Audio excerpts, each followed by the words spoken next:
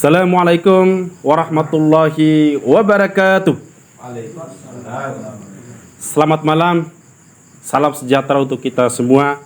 Kembali pada malam hari yang berbahagia ini di podcast Kasman Bima dalam suasana hening kebahagiaan dibumbui oleh rasa naluri romantisme dengan kehadiran kawan-kawan mahasiswa.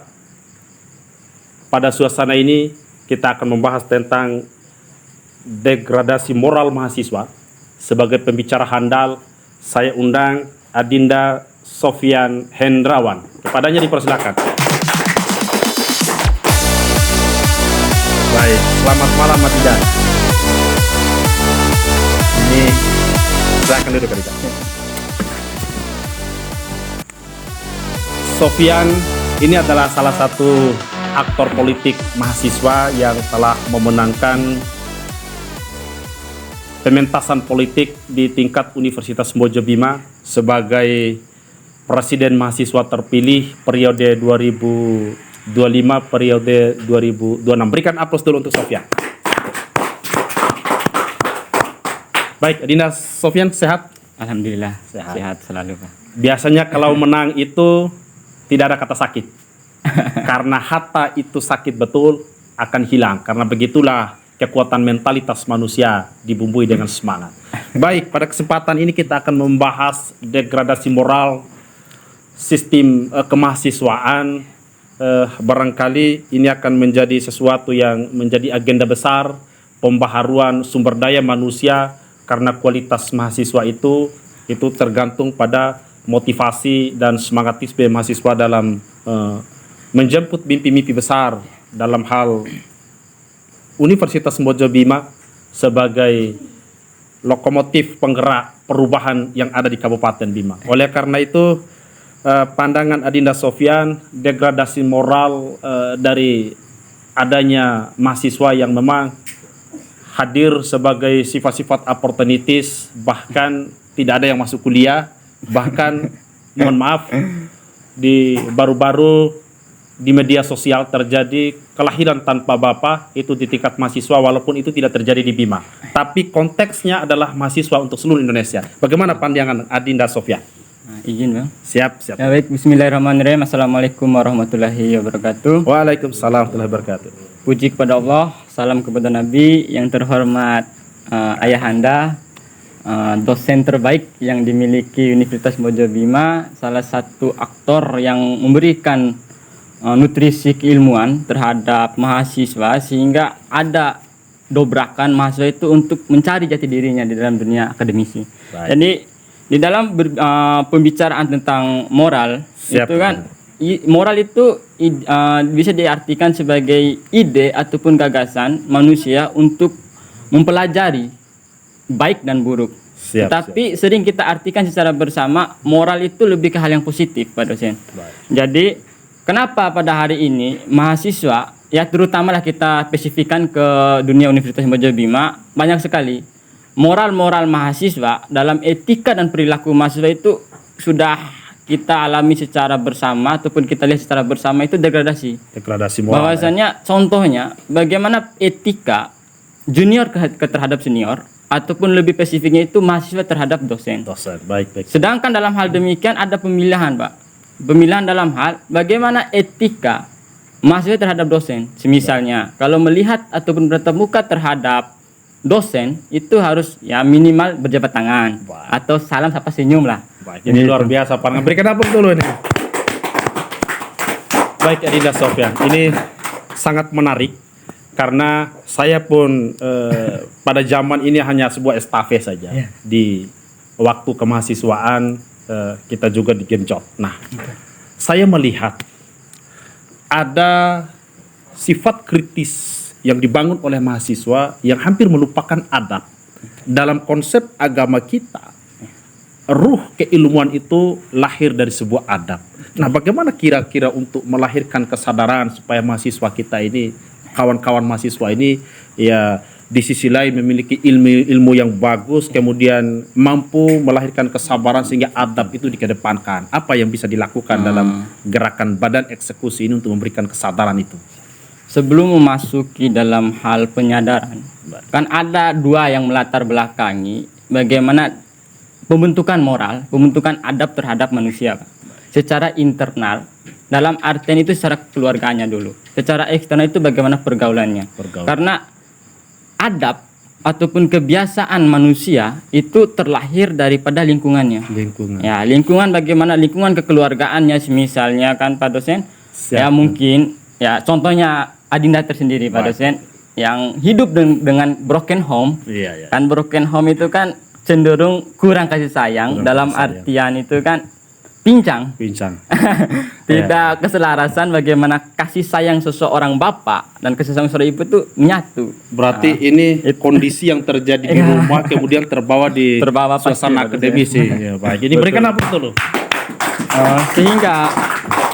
Sehingga dalam hal bagaimana moralnya seharusnya mahasiswa yang dimiliki itu kan, contohnya kita ambil dalam hal fungsinya mahasiswa untuk menjadikan agen of change. Agen of change itu kan membawa perubahan. Tetapi sebelum membawa perubahan terhadap dunia luar, lebih-lebih dunia masyarakat, itu harus memberikan perubahan dalam diri. Misalnya, kita sebelum kuliah, kita melaksanakan ataupun melakukan hal-hal yang di luar daripada kategori yang baik. Tetapi sedemikian rupa kita masuk ke dunia akademisi, itu harus beradaptasi, karena mahasiswa itu tidak ada yang buruk dalam pandangan sosial. Baik, luar biasa. Tetapi yang merusak moral ataupun etika pandangan daripada masyarakat itu terhadap mahasiswa itu mahasiswa sendiri. Dalam hal subjektifnya. Dalam hal demikian Pak dosen, seharusnya kita sebagai mahasiswa yang di konon katanya itu sebagai masyarakat ilmiah, dalam artian dalam salah satu buku itu masyarakat madani. Masyarakat madani dalam hal dia bisa memspesifikkan mana perilaku buruk yang tidak boleh dilakukan dan mana perilaku baik yang wajib untuk dilakukan. Sehingga moral mahasiswa pada hari ini kan ya pandangan mungkin Pak dosen juga merasakan pada hari ini etika mahasiswa itu sudah mengalami kemunduran, degradasi moral. Tetapi ada salah satu solutif untuk bagaimana kita kan membahas tentang mahasiswa, spesifik mahasiswa, bagaimana harus mahasiswa itu menyadari fungsi dan pokoknya sebagai mahasiswa. Misalnya, dia sebagai diiming-imingkan menjadi penyambung lidah masyarakat, harus taat, jangan sampai ada dalam hal orang-orang menyatakan aktivis kato, aktivis mengambil uang orang, itu kan salah satu menumbuh karakter mahasiswa. Simbol sebagai mahasiswa yang negatif dalam moralnya. Ini berikan apa itu luar biasa. Baik, Sofyan, Anda ini kan sekarang sudah berkapasitas sebagai inisiator dalam konsep perubahan mahasiswa itu sendiri. Sehingga saya merasa dalam pendekatan ada disebut dengan teori behavioristik, itu adalah operan stimulus. Jadi dalam operan stimulus itu ada sebuah rangsangan yang mempengaruhi atmosfer sosial dunia kampus. Namun hal ini menarik. Kita akan perbincangkan di segmen berikutnya.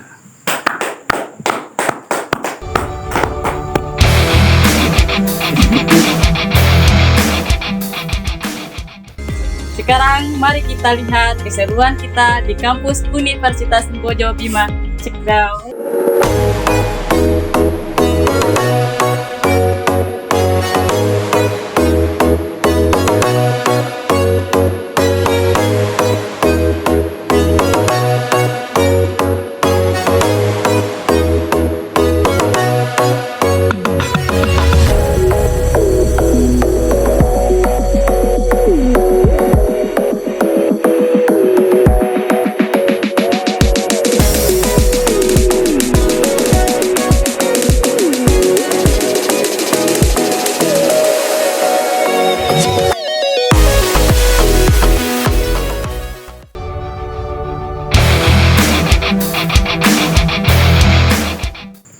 Baik, tetap kembali di podcast Kasman Bima. Adinda Sofyan, menarik pembicaraan kita tadi. Degradasi moral ini lahir sebuah lingkungan, sehingga dalam pendekatan teori behavioristik yang menyatakan pengaruh lingkungan itu berpengaruh 30% lingkungan. Jadi ada operan stimulus yang dilakukan oleh oknum atau subjektif terhadap perubahan sosial. Nah, kira-kira Anda sebagai inisiator yang membangun atmosfer kampus yang sehingga tidak mengalami degradasi moral mahasiswa ini, apa trik untuk mempengaruhi kawan-kawan ini sehingga atmosfer kampus ini dibuatkan suasana yang ramai, suasana tenang, kemudian suasana pendiskusian sifatnya kritis. Apa kira-kira trik dari Ketua BEM terpilih ini? Siap, Pak dosen. Sebelum memasuki dalam hal ranah trik untuk membenahi tersebut, ternyata ini kan kita membahas tentang mahasiswa, itu kan tidak di luar daripada batasan tentang kuliah ataupun ruang lingkup kampus. Siap. Jadi kalau kita lirik secara bersama, terutama untuk mahasiswa Universitas Bojo Bima, tadi Pak dosen menyentuh ada beberapa mahasiswa yang malas untuk masuk kuliah, sedangkan hak dan kewajiban sebagai mahasiswa itu ada dua. Haknya itu kan bagaimana mahasiswa itu wajib untuk membayar iuran. Dan kewajiban mahasiswa itu mendapatkan ilmu pengetahuan yang disalurkan oleh para dosen. Tetapi kalau kita lirik pada hari ini ada keresahan hati Adinda, Pak. Siap. Terutama kemarin ada laporan dari salah satu dosen, kenapa mahasiswa pada tahun ini kebanyakan yang tidak mengikuti UAS, ujian akhir semester. Itu kan salah satu degradasi moralnya mahasiswa. Tetapi ada salah satu yang perlu kita benahi secara bersama. Ini juga tugas kami Badan Eksekutif Mahasiswa untuk menyalurkan aspirasi-aspirasi mahasiswa. Contohnya, pertanyaan sampai kita mendiskusikan panjang kali lebar di meja kopi ilmiah Pak dosen tentang apa landasan para dosen mengubah ujian akhir semester ini menjadi tugas. Sedangkan ujian akhir semester ini kan itu mengevaluasi dalam hal apapun pembelajaran selama 6 bulan itu dituangkan di dalam soal. Ya. Tetapi kok pada tahun ini soal UAS digantikan dengan tugas. Nah, itu salah satu timbul kemalasan terhadap mahasiswa. Apa esensinya tentang UAS dulu? Sedangkan UAS kan seperti yang Mada jelaskan tadi. Berarti ini ada sebuah tekanan psikologis sehingga mengalami stres di tingkat kemahasiswaan akibat banyak tugas. Atau mungkin tugas ini tidak terlalu berat atau memberatkan ini? Bukan berbicara berat ataupun tidak sebenarnya Pak dosen. Kita kan berbicara misalnya dalam dunia perkuliahan itu hal yang wajar tugas. Tetapi kan pada pasca UAS ataupun pas UAS kok digantikan dengan tugas? Apa evaluasi ataupun kita tuangkan dalam hal pembelajaran 6 bulan apakah dengan tugas? Kan tidak. Baik. Terus itu salah satu indikatornya kenapa mahasiswa itu malas untuk datang kuliah. Ini satu evaluasi bagi para dosen di Asosiasi Dosen Seluruh Indonesia. Semoga pernyataan suci dari mahasiswa ini akan menjadi perwakilan dari seluruh mahasiswa. Nah, kira-kira dari sisi lain, adakah ideologi pendidikan yang harus dibenahi mungkin dari tingkat kurikulum yang ditawarkan oleh kampus mungkin terlalu berat ya? Sebenarnya tidak, Pak dosen, karena kalau kita lihat secara seksama bahwasannya setiap mata kuliah kan lebih didominankan tentang diskusi. Baik. Itu saya sepakat. Tetapi yang ada lagi salah satu oknum dosen hanya datang absen saja. Ada sampai seperti itu ya. Jadi ini harus segera diproses. Harus diproses, Pak. Maksud dalam hal kita sebagai mahasiswa udah capek-capek cari uang oleh orang tua untuk bayar kuliah, menonton hanya datang tangan absen saja. Terus apa kewajiban mahasiswa untuk mendapatkan ilmu pengetahuan? Ini satu evaluasi lahirnya proses degradasi moral ini. Itu salah satunya lemahnya tanggung jawab moral para pengajar sehingga akan berimbas juga terhadap kalangan mahasiswa. Betul. Terus yang saya tidak sepakat lagi terhadap para dosen, banyak maaf untuk para dosen. Ini beberapa suara hati mahasiswa yang disampaikan kepada saya. Kalau mahasiswa tidak datang kuliah, konsekuensinya tidak mendapatkan nilai. Tapi kalau dosen tidak datang kuliah ataupun tidak mengajar, tidak ada konsekuensi terhadap dosen. Malahan dengan statement, ada lagi statementnya. Kalian aman untuk nilai kalau saya tidak datang. Kan bobrok sekali Pak dosen. Bobrok moralnya. Bagaimana mau didik generasi sebagai moral yang baik, sedangkan para kompetitor yang menuangkan ilmu pengetahuan, apalagi skala magister ataupun doktor itu tidak mengajarkan bagaimana moral yang sesungguhnya. Ya. Berarti ini berikan aplaus dulu.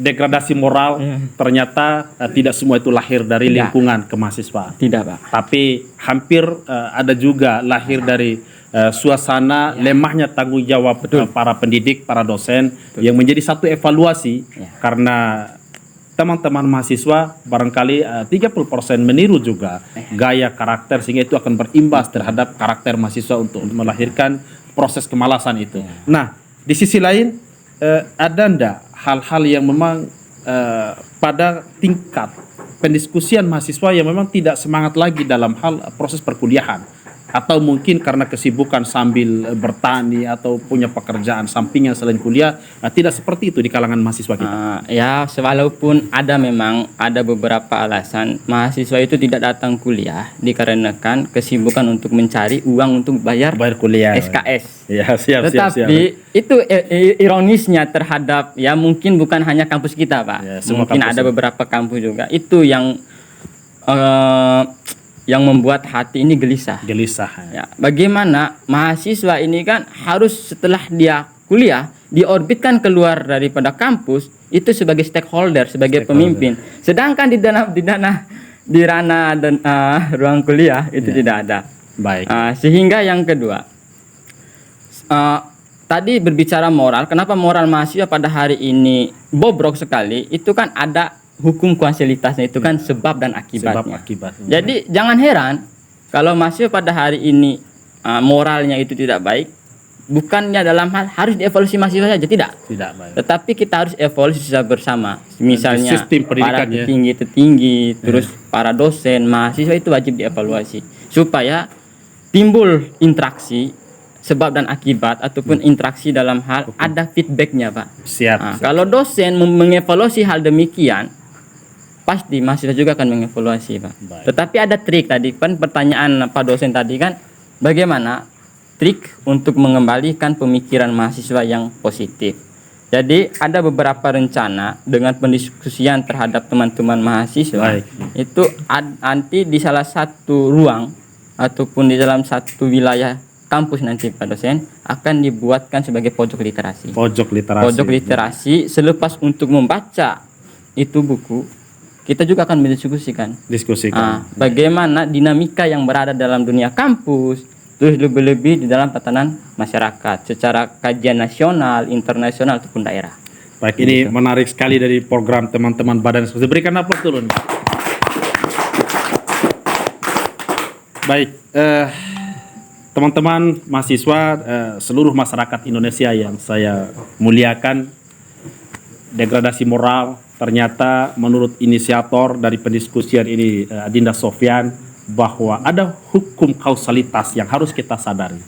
Di Asosiasi Dosen Indonesia mudah-mudahan mendengarkan podcast ini, bahwa perubahan moralitas di tingkat kemahasiswaan itu lahir pengaruh dari sistem behavioristik atau dari dosennya juga. Sehingga pada tataran kesadaran dosen, mungkin kalau dosen ini harus ditingkatkan nilai amanahnya, tanggung jawab moral sebagai seorang dosen, kemudian kualitasnya yang memang harus benar-benar mempersiapkan satuan acara pembelajaran, sehingga mungkin ketika ada kasus tadi mereka hanya datang, suruh tanda tangan, kemudian pulang. Mudah-mudahan ini tidak terjadi lagi di tataran seluruh kampus yang ada di seluruh Indonesia. Ada beberapa kata-kata mungkin. Baik, sebelum kita mengakhiri proses pendiskusian kita ini, saya ingin mendengarkan satu statement kesimpulan kepadanya. Dipersilakan Adinda. Jadi untuk teman-teman mahasiswa, kita tidak boleh dilema dalam hal jangan mendengarkan apapun perkataan orang lain, tapi kita harus membenahi diri. Perkataan orang lain itu jangan kita anggap sebagai cacian, tetapi kita anggap sebagai motivasi. Sehingga ada dobrakan perubahan yang kita alami secara bersama. Terus untuk dalam hal demikian, saya sempat mendengar ataupun membaca dalam hal menurut Mahbub Junaidin, pendiri PMII itu, yang menyatakan kalau kamu ingin mengenal dunia, maka bacalah buku. Tetapi kalau kamu ingin dikenal dunia, maka tulislah buku. Jadi perkataan terakhir ini mungkin kalimat sebagai moto hidup saya, jangan biarkan matahari tenggelam tanpa memiliki makna. Wah, luar biasa, diberikan aplaus. Baik, luar biasa penampilan pada hari ini Iya, Adinda. Terima kasih sudah hadir di podcast Kasman Bima. Saya berharap kepada seluruh elemen mahasiswa jangan lupa mendukung channel ini dengan cara memberikan dukungan penuh yaitu like and subscribe. Jangan Terima lupa kasih. teman-teman. Oke, terima kasih Adinda sudah hadir di sini.